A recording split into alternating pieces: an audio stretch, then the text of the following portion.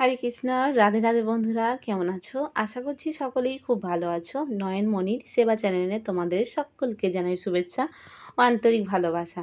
রাত্রে গোপাল সোনার কাছে এসে তো আমি অবাক। এই যে গোপাল সোনাদেরকে শয়ন দেবো বলে আমি এসছি। আর আমি এই 4 দিন পর আমার গোপাল সোনাদের কাছে এসছি শয়ন দেওয়ার জন্য। মানে সকাল থেকেও আমি সেবাটা দিইনি। আর এই 3 দিন পর পর আমি সেবাটা দিতে পারিনি। তো কেন দিতে পারিনি তোমরা নিশ্চয়ই বুঝতে পারছো যে আমার অসুবিধার কারণে মাসে যে 4 দিন আমার অসুবিধা থাকে তখন কিন্তু আমার গোপাল সোনার কাছে মানে গোপালের ঘরে আমি ঢুকি না। তো তোমাদেরকে হয়তো সমস্ত কিছুটা বলতে পারি না। তো যার জন্যে যেটা বলছি যে আমি এই যে 4 দিন আসতে পারিনি, তো তার জন্যে দেখো আমার গোপাল সোনার জিনিসপত্রগুলো কী হাল হয়েছে। তো আগের দিনে রথের জন্যে যাবার প্রস্তুতি নিয়েছিল গোপাল সোনারা যখন সাজুগুজু করছিল। তো তোমাদেরকে দেখিয়েছিলাম গোপাল সোনার বাবা কিন্তু সাজুগুজুগুলো করিয়েছিল, আমি দূর থেকে ক্যামেরাটা করেছিলাম। কিন্তু তার যে হালটা হয়েছে মানে কি বলবো, সমস্ত জিনিসপত্রগুলো এলোমেলো ওলটপালট হয়ে রয়েছে। আর মেয়েও কিন্তু আসেনি, মেয়েও কদিন ভর আসতে পারেনি, স্কুল রয়েছে, তো টিউশন যায়। আর এই কদিন কিন্তু ওর বাবাই সব কিছু করেছে। আর এই যে দেখো, আগের দিনে রথেতে ওকে মালাটা দিয়েছিল ওখানকার আমাদের বাড়ি থেকে, তো এই মালাটাও পর্যন্ত কিন্তু ফেলা হয়নি। আর জিনিসপত্র কিন্তু একদম অগোছালো হয়ে রয়েছে। এই ছোট ছোট কানের দুলগুলো একদম মানে গুছানো নেই। আর কী বলো তো, একমাত্র কিন্তু এইসব গোছগাছগুলো মেয়েরাই মাত্র পারে, মানে মায়েরাই ছাড়া কিন্তু সন্তানদের জিনিসপত্র কিন্তু গোছানোটা ঠিকঠাক থাকে না। মা যখন দেখবে অসুবিধা হয় তখন কিন্তু সন্তানদেরও অনেক কিছুতে অনেক অসুবিধা হয়।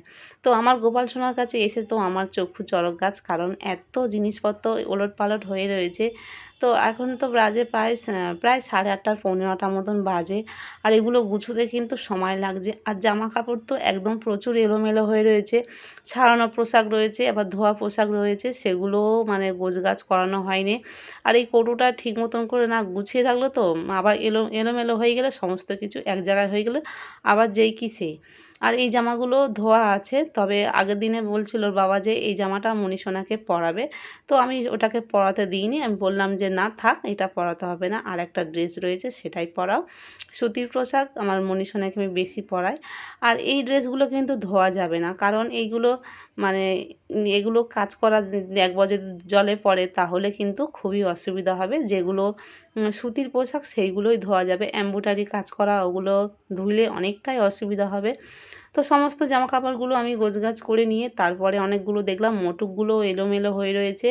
আর এই বাস্কটায় অনেক মানে পুরাতন জিনিসগুলো যেগুলো লাগবে না, মানে গোপাল সোনার অনেক হারটারগুলো কালো হয়ে গেছে, তো সেগুলো তো আর পরাবো না, তো বেকার রেখেও মানে লাভ নেই।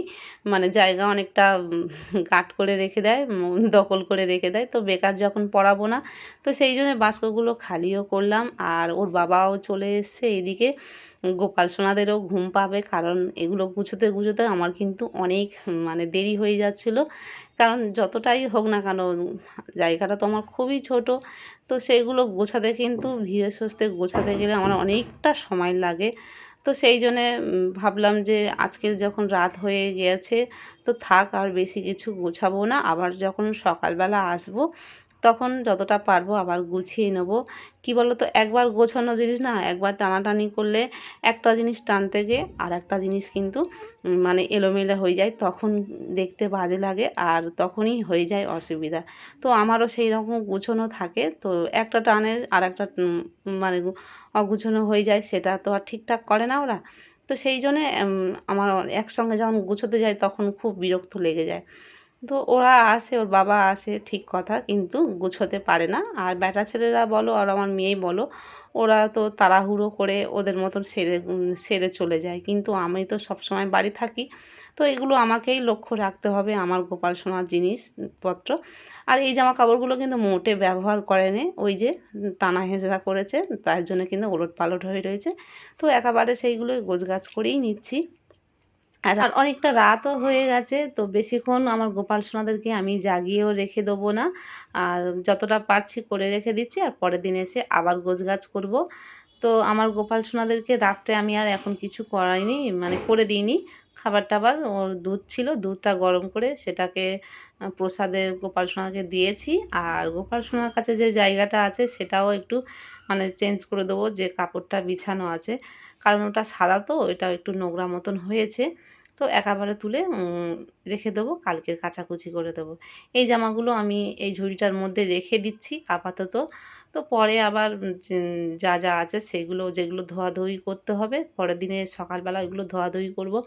আর আগের দিনে এই রাত্রে এত কাজগুলো কেন করে রাখছি বলো তো? আগের দিনে যেহেতু একাদশী, তো একাদশীতে না আমার অনেকটা কাজকর্ম থাকে। তখন কিন্তু এইসব কাজগুলো হয়ে ওঠে না। আর ঠাকুরঘরটা এত মানে বাজে লাগছিলো ঢুকে, তখন একদম মনটা ভালো লাগছিল না। তো যতটা পেরেছি আমি পরিষ্কার করেছি। আর এই যে সাদা কাপড়টা অনেকটা নোংরা হয়েছে, তুলে দেবো। আর এই দেখো মেঝেটা দেখতে পাচ্ছ কতটা জিনিসপত্র হয়ে ভর্তি হয়েছিল, সেগুলোকে ক্লিয়ার করে ভাঁজ করে সমস্ত কিছু গোছগাছ করে রেখে দিয়েছি।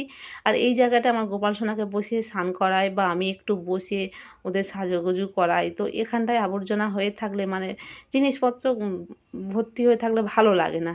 তো এই দেখতে তো পারছো আমার ঠাকুরঘরটা কতটাই মানে সংক্ষিপ্ত জায়গা, ছোট জায়গার ওপরে জিনিসপত্র এমনিতেই কিন্তু ওলটপালট হবে। কারণ বড় জায়গা হলে একটু সরিয়ে নড়িয়ে রাখা যায়, কিন্তু ছোট জায়গা যেহেতু খুবই অসুবিধা হয়।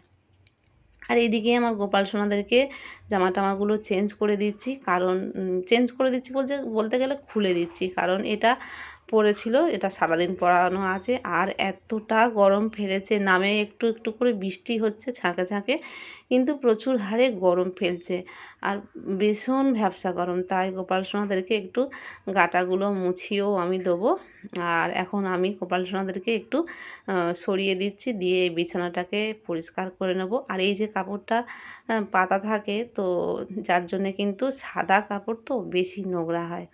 তো তিনজনকে একটু সরিয়ে দিয়ে তারপর এগুলো পরিষ্কার করে নেব। সাদা কাপড়টা তুলে নিয়ে আরেকটা অন্য নতুন কাপড়, নতুন বলতে গেলে কাঁচা কাপড় বিছাবো। তো তারপরে গোপাল সোনাদেরকে শয়নে দেবো। তো তোমাদেরকে কেমন লাগলো অবশ্যই কমেন্ট করে জানাবে। সম্পূর্ণটা ভিডিওটা মানে গোপাল সোনার শয়নটা দিয়েই তারপর ভিডিওটা দেখালাম, কারণ অনেকটা রাত হয়ে গেছে আর গোপালের বাবা এদিকে হাঁকাহাঁকি করছে। তো কেমন লাগলো তোমরা কিন্তু কমেন্ট করেই জানিও।